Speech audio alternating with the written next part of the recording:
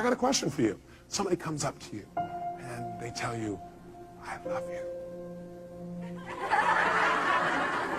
Or they come up and they hug you, or they look at you that certain special way.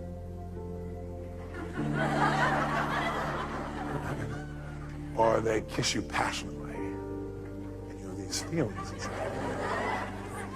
You begin to come to attention, gentlemen.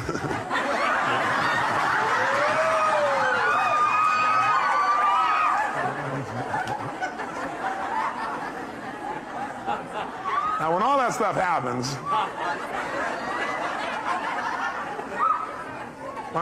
happens, my question for you is, wait, what made all that happen? Was it really the kiss that did it? Oh, yes, sir. No, I don't think so. If that's true, kissing your dog would get you excited. It wasn't a kiss.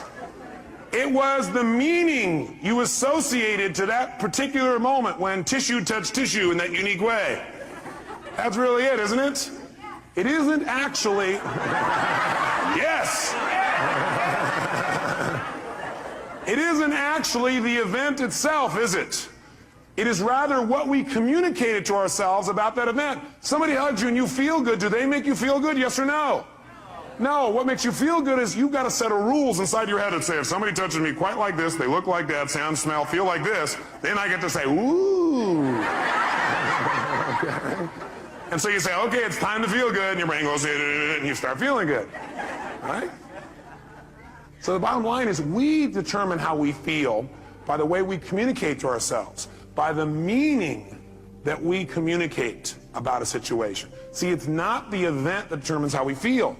It's the meaning that we associate to the event that determines how we feel. And that meaning is something we create and we communicate to ourselves. If you're upset about anything, all upsets come down to the meaning you associate to something. If you're upset about something, it's because you're thinking, well, that's because this means they don't care about me, or this means I'm no longer in control, or this means I'm not respected, or this means. All upset is based on a meaning. And how many times have you been wrong when you linked up the meaning? Anybody been wrong, yes or no? Yes, this means yes, I'll guide you through this, okay? We've all been wrong. So what we've got to really be able to do is to realize one thing and write it in your notes. Nothing in life has any meaning except the meaning that I give it. You're the one that puts the label on what things mean. And the last time you were with me, I gave you a phrase when we talked about transformational vocabulary. If you recall, transformational vocabulary is the idea that we get all these pictures and sounds and feelings and sensations start to come in our body, but we don't know what it means till we put a label on it. So you get all these things and they feel uncomfortable, they feel kind of painful, and you call that humiliation. Will that intensify the feeling more than if you say, you know, I'm a little frustrated? Yes or no? You better believe it. The label we put on our experience becomes our experience. And we are the person doing the labeling.